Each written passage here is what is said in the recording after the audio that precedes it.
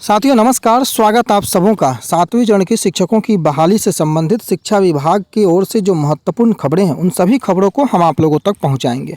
बिना वक्त गंवाए आपसे इस उम्मीद, इस रिक्वेस्ट के साथ कि इस वीडियो में इस चैनल पर नए हो तो सब्सक्राइब करना बिल्कुल ना भूलें, बेल आइकन के बटन को जरूर प्रेस करें ताकि कोई भी महत्वपूर्ण वीडियो का नोटिफिकेशन आप तक सबसे पहले पहुँच सके। दोस्तों 3 प्रकार की बहालियाँ होनी है, प्राथमिक, माध्यमिक और उच्च माध्यमिक। जिसमें कि अगर हम प्राथमिक की चर्चा करें तो आपको पता है कि माध्यमिक और उच्च माध्यमिक के बाद ही प्राथमिक की शिक्षक बहाली 7वें चरण के अंतर्गत आएगी। लेकिन अभ्यर्थी जो कि आंदोलनरत है, प्राथमिक के जो अभ्यर्थी हैं, सीटेट बीटेट क्वालिफाई हैं, उन्होंने पटना में अब अपने आंदोलन को शुरू कर दिया है।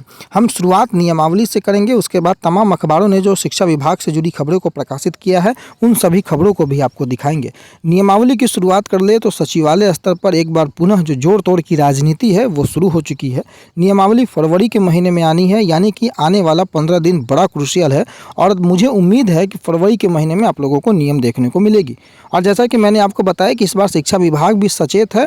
बहाली का आधार क्या होगा, मेरिट बनाने की प्रक्रिया क्या होगी, यह प्रशासनिक विभाग और जो आयोग है उसके सहमति के बाद ही निर्धारित किया जाएगा और उसे नियमावली में पूर्ण रूप से उसका उल्लेख नहीं किया जाएगा, जो जानकारियां हमारे पास आ रही हैं।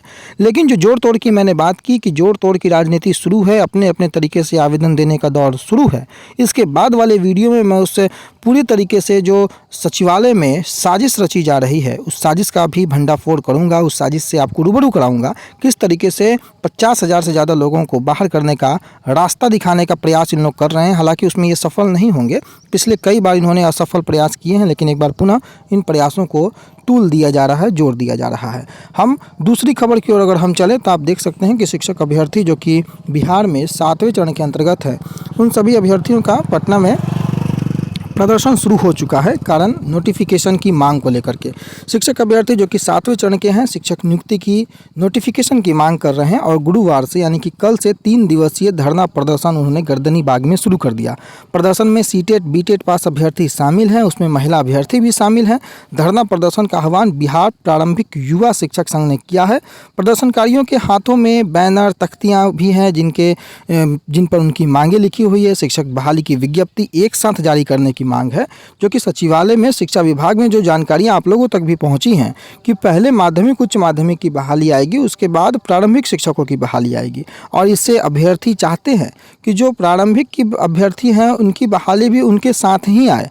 लेकिन शिक्षा विभाग इस बार इसलिए डिक्रीजिंग ऑर्डर में बहाली लेने का मंशा रखा है क्योंकि उन्हें पता है कि कोई भी पद खाली ना रहे, क्योंकि प्रारंभिक की बहाली में जो कैंडिडेट हिस्सा लेते हैं वो स्टेट भी क्वालिफाई हैं।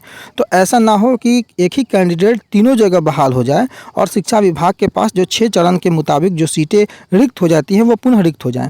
तो इन सबको ध्यान में रख करके शिक्षक अभ्यर्थियों ने और सचिवालय स्तर ने, शिक्षा विभाग ने एक नियम तैयार किया है। वही नियम जो है आपको फरवरी के महीने में प्रकाशित हो जाएगा। लेकिन अभ्यर्थियों की अपनी मांग है, अपनी विज्ञप्ति जारी करने की मांग है, एक साथ बहाली की मांग है, जिसको लेकर के ये आंदोलनरत हैं। दूसरी ओर अगर आप चले तो पटना प्रमंडल के जो नवनियुक्त प्रधानाध्यापक हैं उनकी पोस्टिंग की उल्टी गिनती शुरू हो चुकी है। 13 फरवरी को पटना के 142 प्रधानाध्यापकों को स्कूल आवंटित किया जाएगा, जबकि कैमूर, रोहतास, नालंदा, बक्सर और भोजपुर जिले के प्रधानाध्यापकों को 14 फरवरी को स्कूल आवंटित किया जाएगा। पटना जिला के 227 पंचायत में नव स्थापित उच्च माध्यमिक विद्यालयों की सूची भी जारी कर दी गई है। अब माध्यमिक और उच्च माध्यमिक में जो शिक्षक हैं 4 वर्ष के अनुभव के आधार पर प्रधानाध्यापक बन सकेंगे। ये बड़ी खबर इस वक्त की।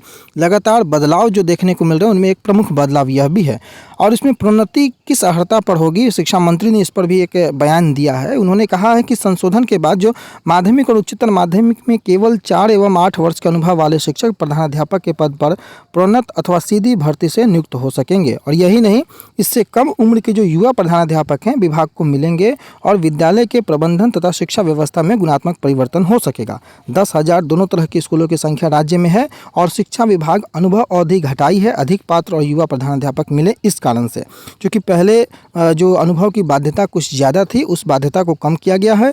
और डॉक्टर चंद्रशेखर जो कि शिक्षा मंत्री हैं उन्होंने तत्काल प्रभाव से इसे लागू किया है ताकि इससे संबंधित उच्च माध्यमिक और माध्यमिक जो विद्यालय हैं उसमें प्रधानाध्यापक नियुक्ति और जो स्थानांतरण अनुशासनिक कार्रवाई सेवा शर्त नियमावली है 2021 उसमें संशोधन कर दिया जाए। पटना हाईकोर्ट का भी स्पष्ट दिशा निर्देश था कि इस नियमावली को संशोधित करके नई नियमावली जारी किया जाए। बीपीएससी के द्वारा परीक्षा के लिए पाठ्यक्रम तय हो। इन सभी बिंदुओं पर भी अखबार अखबारों ने खबरें प्रकाशित की हैं।